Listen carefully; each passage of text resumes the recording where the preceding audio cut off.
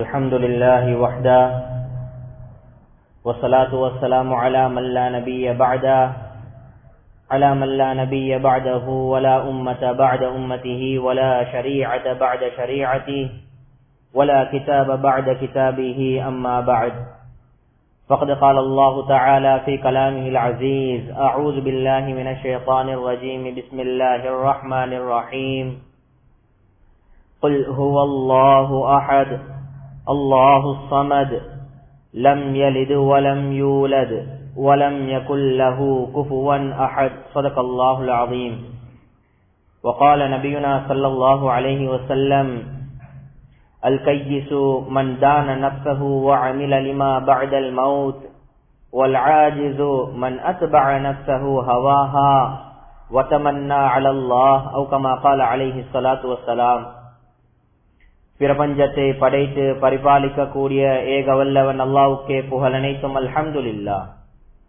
சத்திய தூதர் சன்மார்க்க போதகர் உயிரிலும் மேலான ஹபீப் முஸ்தபா ஸல்லல்லாஹு அலைஹி வஸல்லம் அவர்கள் மீதிலும் அன்னாரை பின்பற்றிய உத்தம சஹாபாக்கள், தாபிஊன்கள், தபஉ தாபிஈன்கள், கியாமத் நாள் வரை இவ்வுலகில் வரக்கூடிய ஒவ்வொரு முஸ்லிமான முஃமினான ஆண்கள் பெண்கள் அனைவர்கள் மீதிலும் அல்லாஹ்வுடைய ஸலாத் என்ற கருணையும் சலாம் என்ற ஈடேற்றமும் என்றென்றும் உண்டாவதா என்று கூறிய பின் புனித ஜும்ஆவுடைய கடமையை நிறைவேற்றுவதற்காக வேண்டி அல்லாஹ்வின் இல்லமாம் பள்ளி வாயிலிலே இஅ்திகாஃபுடைய நியத்துடன் அமர்ந்திருக்கும் இஸ்லாமிய சகோதரர்களே, உலகத்தில் வாழக்கூடிய காலத்தில் ரப்புல் ஆலமீன் அல்லாஹ் எந்தெந்த நலவான விடயங்களை எடுத்து நடக்கும்படி ஏவியுள்ளானோ, கட்டளை விதித்துள்ளானோ, இயன்ற அளவு அந்த நலவான விடயங்களை எடுத்து நடக்கும்படியும், எந்தெந்த விடயங்கள் பாவமானது ஹராமானது அதனை செய்வதனால் இவ்வுலகிலும் சரி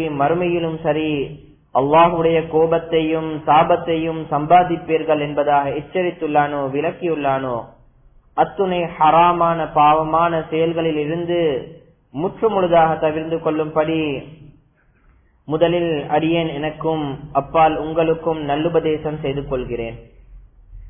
அல்லாஹ்வின் நல்லடியார்களே, இஸ்லாமிய சகோதரனே, ரப்புல் ஆலமீன் அல்லாஹ் ஜல்ல ஜலாலுஹு அம்ம நவாலுஹு எந்த உலகத்துடைய வாழ்க்கைய எங்களுக்கு ஒரு சோதனையாக தந்தானோ அந்த உலகத்துடைய வாழ்க்கையில 2 விதமான நிலைமைகளை மனிதனுக்கு வச்சிருக்கிறான். இந்த 2 விதமான நிலைமைகள்ல தான் மனிதன் தான் கழிக்கக்கூடிய முழு உலக வாழ்க்கையும் அடங்க போகுது.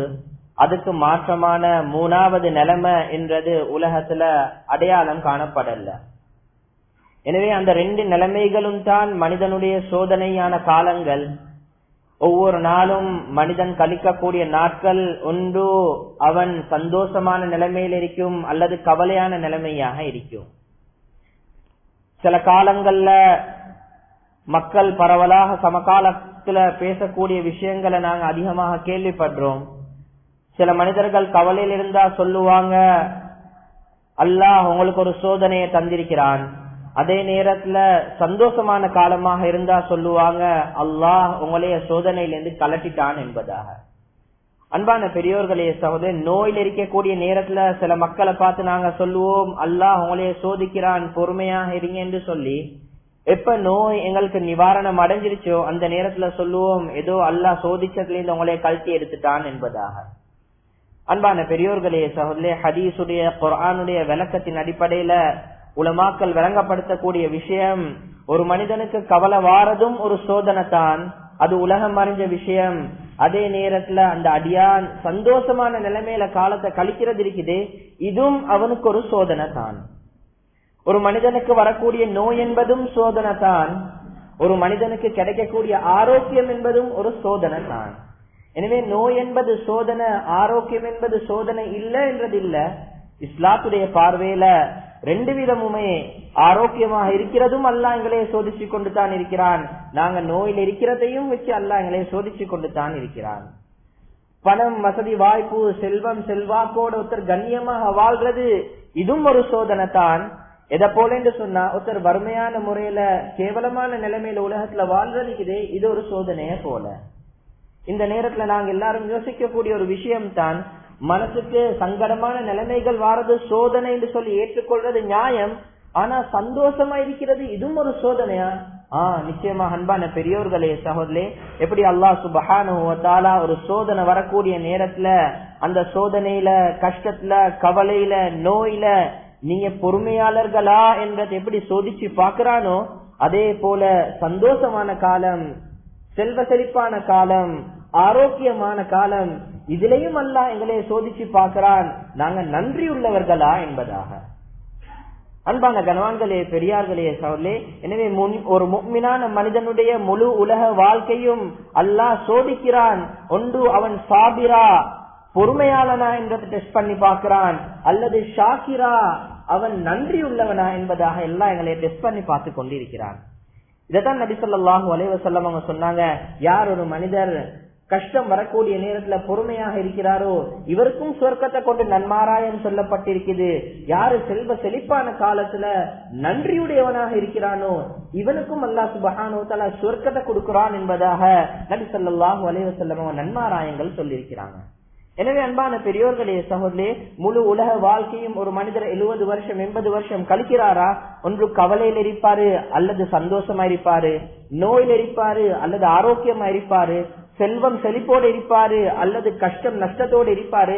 ரெண்டுமே இவருக்கு சோதனை தான். ஒன்றுமே அவர் சோதனையிலிருந்து வெளியே போயிட்டாரு என்பது அடையாளம் இல்லை. இதனால தான் அல்லாஹ் சுப்ஹானஹு வ தஆலா குர்ஆன்ல ரொம்ப தெளிவாக விளங்கப்படுத்துறான், முழு உலக வாழ்க்கையும் ஒவ்வொரு நாளும், ஒவ்வொரு நேரமும், ஒவ்வொரு நிமிஷமும் லியபுலுவக்கும், உங்களை சோதிப்பதற்காக வேண்டித்தான் நாங்க தந்திருக்கிறோம் என்பதாக ரொம்ப தெளிவாக அல்லாஹ் குர்ஆன்ல விளங்கப்படுத்தி கொண்டிருக்கிறார். அன்பான கனவான்களே, பெரியார்களே, சகோதரே, இந்த சோதனைகள்ல நாங்க வெற்றிட்டோமா இல்லையா, இந்த சோதனையில நாங்க பாஸா ஃபெயிலா என்ற ரிசல்ட் எங்களுக்கு விளங்க வர போறது எங்களுடைய வஃபாத்துக்கு பின்னால. அல்லாஹ் சுப்ஹானஹு வ தஆலா எங்களுக்கு கேள்வி கணக்குகளை வெற்றிக்கிற முறையில தான். 2 விதமான செஷன் நடக்கும், 2 விதமான நிகழ்வுகள் இருக்குது, 2 விதமான கட்டங்களை நாங்க தாண்டவனும். அதுக்கு பின்னால தான் முடிவு செய்யப்படும் இவரு சுவர்க்கவாதியா அல்லது சுவர்க்கத்துக்கு மாற்றமான இடமா என்பதாக. முதலாவது கேள்வி கணக்கு வரக்கூடிய இடம் தான் கபருடைய நேரம். எங்களை அடக்கிட்டு மக்கள் திரும்பி போகக்கூடிய நேரத்துல கபர்ல எங்களுக்கு கேட்கப்படக்கூடிய கேள்வி முதலாவது செஷன். அதுல அல்லாஹ் என்ன கேட்பான், மன் ரப்புக வமா தீனுக வமன் நபியுக வமா கிப்லத்துக. இது எல்லாமே எங்கட அகீதாவோட சம்பந்தப்பட்ட விஷயங்கள். எங்கட ஈமான், எங்கட உள்ளத்துல நாங்க என்னத்தை சுமந்து வாழ்ந்தோம், யார நம்பினோம், யார முஹப்பத் வச்சோம், யார ஏற்றுக்கொண்டோம், எந்த திசையை முன்னோக்கி உலகத்துல வாழ்ந்தோம் என்ற எல்லாமே எங்கட ஈமான் சம்பந்தப்பட்ட கேள்விகள். இது கபருடைய முதலாவது கேள்வி கணக்கு செஷன். யார் இதுல பாஸ் ஆகிட்டாரோ அவருக்கு 2வது செஷன், 2வது இடம் கேள்வி கணக்கு ஆரம்பிக்கும் அந்த மஹ்ஷருடைய மைதானம். அந்த மஹ்ஷருடைய மைதானத்துல அல்லாஹ் சுப்ஹானஹு வ தஆலா எங்கள்கிட்ட கேட்க போற கேள்விகள் எல்லாமே அது அமால்கள் சம்பந்தமான கேள்விகளாக இருக்கும் என்ற நபி ஸல்லல்லாஹு அலைஹி வஸல்லம் ஹதீஸ்ல ரொம்ப தெளிவாக விளங்கப்படுத்தினாங்க. லா தஸூலு கதம அப்தின் ஹத்தா யுஸல நர்பஇன். ஒரு மனிதனுடைய கால்கள் ஒரு 8 முன்னுக்கு போகவும் மாட்டுச்சு, பின்னுக்கு வரவும் மாட்டுச்சு. இது வரைக்கும் என்று சொன்ன அல்லாஹ்வுடைய சில கேள்விகளுக்கு நீங்க பதில் சொல்லும் வரைக்கும். அந்த 5 விதமான கேள்விகள் அல்லாஹ் கேட்பான். இந்த 5 விதமான கேள்விகள்ல ஆக முக்கியமான 2 கேள்விகள் அல்லாஹ் வச்சிருக்கிறான். 5ல 2 என்று சொல்றது 100க்கு 40, 40 out of 100. 40 வீதமான கேள்வி எங்களுடைய கொடுக்கல் வாங்கல்களாக இருக்கும். அன்பான பெரியோர்களே சகோதரர்களே, இந்த ஜும்ஆவுடைய நோக்கமும் இன்றைய நாள எதை நாங்க பேச பார்க்கிறோம், அல்லாஹ் சுப்ஹானஹு வ தஆலா கியாமத் நாள்ல எங்களுக்கு 5 கேள்விகள் கேட்பான். அந்த 5ல 2 எங்களுடைய கொடுக்கல் வாங்கல்கள், வாழ்க்கையில நாங்க என்னத்தை சம்பாதிச்சோம், என்னத்தை செலவழிச்சோம் என்ற அல்லாஹ் சுப்ஹானஹு வ தஆலா நிச்சயமாக கேட்கத்தான் போறான். துன்யாவுடைய பார்வையில மக்கள் இஸ்லாத்தை விளங்கியிருக்கக்கூடிய முறையில ஒரு மிஸ்கன்செப்ஷன், ஒரு தவறான அபிப்பிராயம் சில மக்களுக்கு இருக்கேலும். இஸ்லாம் என்று சொல்றது 5 நேர தொழுகை தானே, இஸ்லாம் என்று சொல்றது ரமலான்ல நாங்க பிடிக்கக்கூடிய நோன்பு தானே, இஸ்லாம் என்று சொல்றது நாங்க ஓதக்கூடிய குர்ஆனும் செய்யக்கூடிய திக்ரும் கொடுக்கக்கூடிய தான தர்மங்கள், இதோட இஸ்லாம் முடிஞ்சிருச்சு என்பதாக இல்ல. அன்பான பெரியோர்களே சகோதரே, இஸ்லாம் என்று சொல்லக்கூடிய மார்க்கம் நாங்க சொல்லுவோம் அது எச்சி துப்புரத்துல இந்த ஆட்சி செய்யற வரைக்கும் என்பதாக இல்ல. ஒரு மனிதர் உலகத்துக்கு வாரத்துக்கு முன்னால இருந்து அவர் மௌத்தா போனதுக்கு பின்னாலேயும் அவருக்குரிய இஸ்லாம் ஒரு கைடன்ஸாக இருந்து கொண்டு தான் இருக்கும். உலகளாவிய அமைப்புல நாங்க பார்ப்போம், மக்கள் சொல்லுவாங்க ஒரு மனிதன் 15 வயசு அடைஞ்சதுக்கு பின்னால தான் இஸ்லாம் அவனுக்கு ஆரம்பமாகுது. தொழுக, நோன்பு, மத்த ஏனைய இதர கடமைகள், பாவங்கள் இது எல்லாமே ஒரு பிள்ளை பருவம் அடைஞ்சதுக்கு பின்னால தான் ஆரம்பமாகும் என்பதாக சொல்லுவாங்க. இல்ல அன்பான பெரியோர்களே சகோதரர்களே, அந்த பிள்ளைக்கு இஸ்லாத்துடைய வழிகாட்டல் என்று சொல்றது துன்யாக்கு வந்த நாள்ல இருந்தே ஆரம்பம் தான். இந்த செகண்ட் தான் ஒரு குழந்தை பூமிக்கு வந்துருச்சு, இன்னும் கண்ணை திறக்கவும் இல்ல, யார் அந்த புள்ளையோட டாக்டர் என்றும் தெரியா, பக்கத்துல இருக்கிறது உம்மாவா வாப்பவா என்று கூட அந்த குழந்தைக்கு தெரியா, பக்கத்துல சுத்தி இருக்கிறவங்க நர்ஸா உறவினர்களா என்று கூட தெரியா. ஆனாலும் இஸ்லாம் அந்த புள்ளைக்கும் வழிகாட்டி கொண்டிருக்குது. நபி ஸல்லல்லாஹு அலைஹி வஸல்லம் அவங்க சொன்னாங்க, அந்த குழந்தையுடைய வலது காதுல அதான் சொல்லுங்க, இடது காதுல இகாமத் சொல்லுங்க. இஸ்லாம் வழிகாட்டி கொண்டிருக்குது. புள்ளைக்கு உலகமே தெரியா, ஆனா இஸ்லாம் அந்த புள்ளைய கூட விட்டு வைக்கல. ஒரு குழந்தைக்கு இப்ப 7 நாட்கள் கரியுது, ஒரு கிழமை தான் போயிட்டுருச்சு, இன்னமும் சரியான முறையில அடையாளம் காணல யாரு எவரு, தன்னுடைய மலத்தை கூட சுத்தம் செய்ய தெரியா அந்த குழந்தைக்கு. ஆனா இஸ்லாம் சொல்லுது, அழகான பேரை வைங்க, அந்த குழந்தையுடைய தலையை நீங்க ஷேவ் பண்ணுங்க, அந்த குழந்தைக்கா வேண்டி அகீகா கொடுங்க, அந்த குழந்தைக்கு அர்த்தமுள்ள நல்ல பேர்களை சூட்டுங்க. இஸ்லாம் அந்த குழந்தைக்கும் கைடன்ஸ் வழிகாட்டக்கூடிய ஒரு மார்க்கமாக இருந்து கொண்டிருக்குது. இப்ப இந்த குழந்தை வளர்ந்து கொண்டு வருது, பருவ வயது அடைந்து, வாலிபத்தை அடைஞ்சி, குடும்ப தலைவராக மாறி, வயோதிபத்தை அடைஞ்சி, பேரன் பேட்டிய கண்டத்துக்கு பின்னால மவுத் ஆகுது. நாங்க எல்லாம் சொல்லுவோம், கண்ணை மூடினத்தோட இவருடைய இஸ்லாம் முடிஞ்சிருச்சு. இல்ல அன்பான பெரியோர்களே சகோதரர்களே, அவர் மவுத்து, அவருடைய கண்கள் மூடி, ஆனா இஸ்லாத்துடைய கைடன்ஸ், அவரை எப்படி குளிப்பாட்டணும், அவரை எப்படி கஃன் செய்யணும், அவரை எப்படி தொழுவிக்கணும், அவரை எப்படி மண்ணுள்ளுக்கு தஃன் செய்யணும் என்றதுலையும் இஸ்லாம் அந்த அடியானுக்கு வழிகாட்டி கொண்டு தான் இருக்குது. கபருள்ளுக்கு வச்சு மூடிட்டீங்கன்னா மண்ணை போட்டுட்டு அவருடைய சாப்டர் க்ளோஸ், அவருடைய விஷயங்கள் முடிஞ்சு.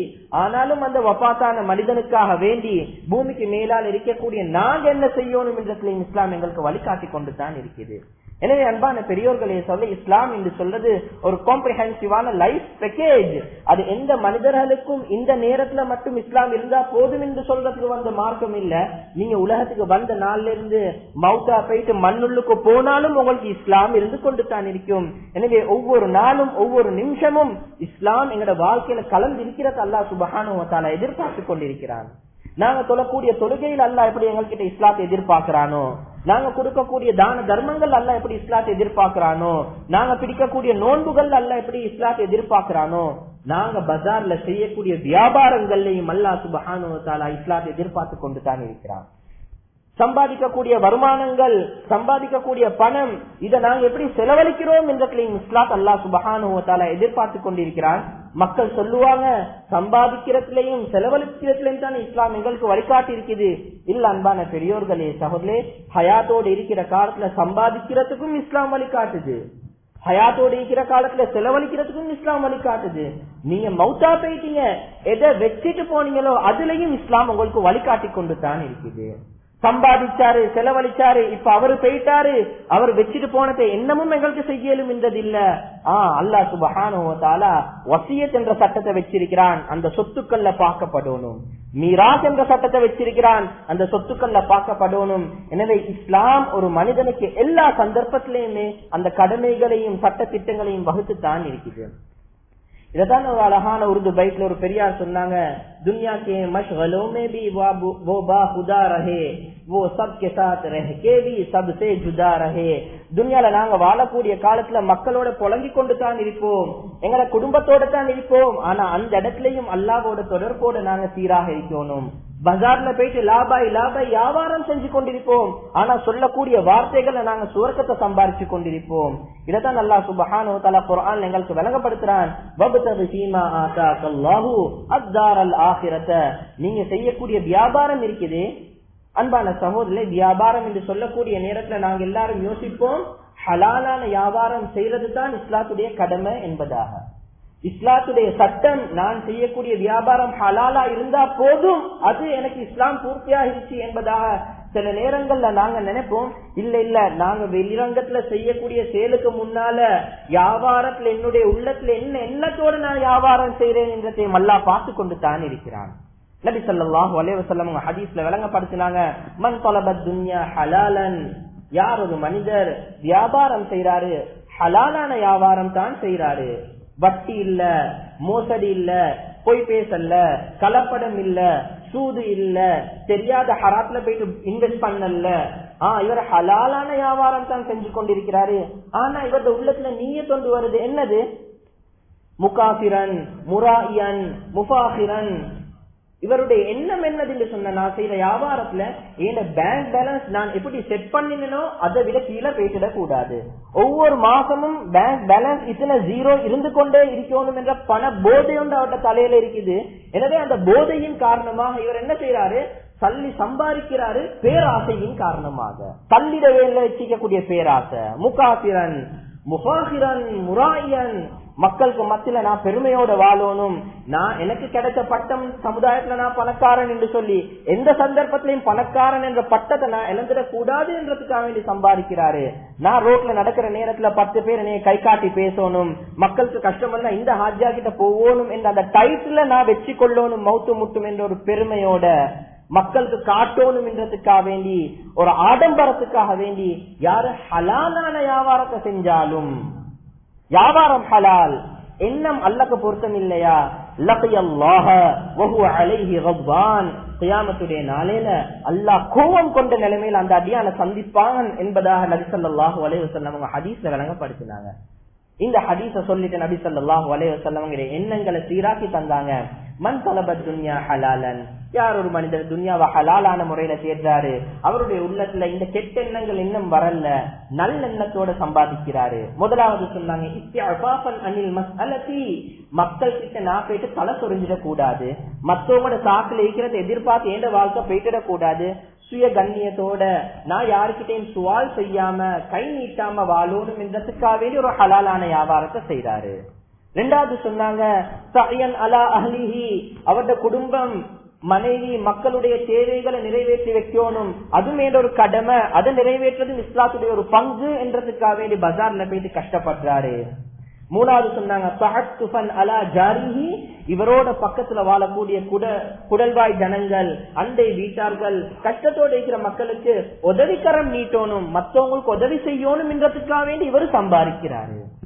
3 நல்லெண்ணங்கள், தான் யாருக்கிட்டையும் கேவலப்பட்டிடக் கூடாது, ஏண்ட பராமரிப்புக்கு கீழால் இருக்கக்கூடிய பிள்ளைகளுடைய கடமைகளை நான் நிறைவேற்றணும், மற்றவங்களுக்கு நான் உதவி செய்யணும் என்ற நல்லெண்ணத்தோட யார் சம்பாதிப்பாங்களோ ஹலாலான முறையில, லகியல்லாஹ வவஜ்ஹுஹு கல் கமரி லைலத்தல் பத்ரி, கியாமத்துடைய நாளையில பௌர்ணமி சந்திரனை போல பிரகாசமான நிலைமையில் அல்லாஹ் சந்திப்பான் என்பதாக நபி ஸல்லல்லாஹு அலைஹி வஸல்லம் அவங்க ஹதீஸ்ல விளங்கப்படுத்தினாங்க. எனவே அன்பான பெரியோர்களே சகோதரர்களே, நாங்க செய்யக்கூடிய வியாபாரம் ஹலாலா ஹராமா என்று பாக்குறது கட்டாயம், ஃபர்து ஐன், அது இஸ்லாத்துடைய ஆகப்பெரிய ஒரு கடமை. அதுக்கு முன்னால நாங்க யோசிக்கணும், ஹலாலான வியாபாரம் செய்யறதாக இருந்தாலும் எந்த எண்ணத்தோட ஒவ்வொரு நாளும் நான் பஜார்ல போயிட்டு தள்ளி சம்பாதிச்சு கொண்டிருக்கிறேன், எந்த எண்ணத்தோட ஒவ்வொரு நாளும் 8 to 5 நான் ஒரு ஆபீஸ்ல வேலை செஞ்சு கொண்டிருக்கிறேன், எந்த எண்ணத்தோட நான் ஒரு இன்வெஸ்ட்மெண்ட் ஒன்று போட்டிருக்கிறேன். அன்பான பெரியோர்களே சகோதரர்களே, நீயத் அல்லாஹ் முதலாவது பாக்குறான், அதுக்கு பின்னால தான் எங்களோட செயல்பாடுகள் அல்லாஹ் பார்ப்பான். அன்பான கணவான்களே பெரியார்களே சகோதரர்களே, இதுதான் அல்லாஹ் குர்ஆன்ல விளங்கப்படுத்துறான், வபதகி ஃபீமா ஆதாகல்லாஹு அத்தாரல் ஆகிரத, முழு உலக மக்கள் கிட்ட நீங்க போயிட்டு கேளுங்க, ஏன் தள்ளி ஏன் வியாபாரம் செய்றீங்க, ஏன் ஒரு ஜப் ஒன்று செய்றீங்க என்று கேட்டா உலகத்துல இருக்கிற முஸ்லிம் நான் முஸ்லிம் எல்லாருமே சொல்லக்கூடிய ஒரு வார்த்தை தான், எனக்கு சல்லி தேவை அதனால நான் ஒரு ஜப் ஒன்று செய்றேன், எனக்கு பணம் தேவை அதனால நான் சம்பாதிக்கிறேன். ஆனா அல்லாஹ் குர்ஆன்ல வழங்கப்படுத்துறான், ஒரு முஃமினுடைய பதில் எப்படி இருக்கும் தெரியுமா? ஒரு முஸ்லிம் அல்லாஹ்வை நம்பினவன் சொல்லுவான், வபதகி ஃபீமா ஆதாகல்லாஹு அத்தாரல் ஆகிரத, நான் வியாபாரம் செய்றேன், சல்லி அது எப்படியும் கிடைக்கத்தான் போது, வியாபாரம் செஞ்சா சல்லி கிடைக்கும் என்றது உலகத்துடைய நியதி. ஆனா நான் வியாபாரம் செய்றேன் என் அல்லாஹ்வை அடையணும் என்றதுக்காக வேண்டி, நான் தொழுகிறேன் என் அல்லாஹ் சந்தோஷப்படணும், நான் நோன்பு குடிக்கிறேன் என் அல்லாஹ் சந்தோஷப்படணும், நான் ஜகாத் சதகா தான தர்மங்கள் கொடுக்கிறேன் என் அல்லாஹ் சந்தோஷப்படணும், நான் குர்ஆன் ஓதுறேன் என் அல்லாஹ் சந்தோஷப்படணும். பஜார்ல போயிட்டு நான் வியாபாரம் செய்றேன், 8 to 5 ஒரு ஆபீஸ்ல வேலை செய்றேன், என் அடி மனசுல இருக்கணும், நான் செய்யக்கூடிய வியாபாரத்துடைய முறைகளை பார்த்து என் அல்லாஹ் சந்தோஷப்படணும் என்று. அன்பான பெரியோர்களே சகோதரர்களே, வியாபாரத்துடைய ஆரம்பம் எங்களுடைய உள்ளத்திலிருந்து உருவாகுது, நியத்திலிருந்து அல்லாஹ் சுப்ஹானஹு வ தஆலா எதிர்பார்த்து கொண்டிருக்கிறான். ஒரு மனிதர் உலகத்துல வியாபாரம் செய்யக்கூடிய காலத்துல பல சட்ட திட்டங்கள், பல முறைகள், பல புதிய புதிய விதங்கள் உலகத்துல நடந்து கொண்டிருக்குது. ஒவ்வொரு நேரங்கள்லயும் நாங்க கடமைப்பட்டிருக்கிறோம் அந்த வியாபாரத்துடைய முறைகளை நாங்க படிச்சு தெரிஞ்சு அந்த வியாபாரங்கள்ல ஈடுபடுறத. உமர் ரலியல்லாஹு அன்ஹுவோட காலத்துல மக்கள் பரவலான முறையில பஜார்கள்ல வியாபாரம் செய்வாங்க. புதிதாக ஒரு மனிதர் வந்து பஜார்ல ஒரு கடை ஒன்று திறந்துட்டார் என்று சொன்னா, அந்த காலத்துல ஒரு கடை ஒன்று திறக்கிறதுக்கு லைசன்ஸ், இந்த காலத்துல பிஆர் எடுக்கணும், எத்தனையோ லீகல் ப்ரொசீஜர்ஸ் இருக்குது. அந்த காலத்துல பஜார்ல ஒரு கடை ஒன்று திறக்கணும் என்று சொன்னா லைசன்ஸ் என்னது? உமர் ரலியல்லாஹு அன்ஹு கேட்பாங்க, நீங்க செய்ய போற வியாபாரத்துடைய முழு சட்ட திட்டங்களையும் படிச்சுட்டா வியாபாரத்தை ஆரம்பிச்சிருக்கிறீங்க? படிச்சிருந்தீங்களா? உங்களுக்கு லைசன்ஸ் கிராண்டட், இப்ப உங்களுக்கு கடையை செஞ்சு கொண்டு போவேலும்.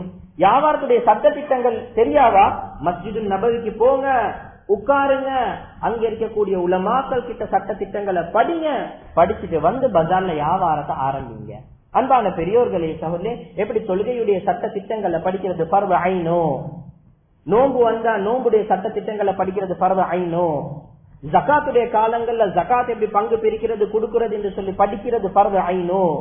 குர்ஆன்ல நாங்க சூரத்துல் ஃபாத்திஹா ஒரு ஹஸ்ரத் கிட்ட கேக்குறோம், அல்ஹம்துலில்லாஹ் சரியா இருக்குதா, நான் தொழுகையில செய்யக்கூடிய ருக்கு சரியா இருக்குதா?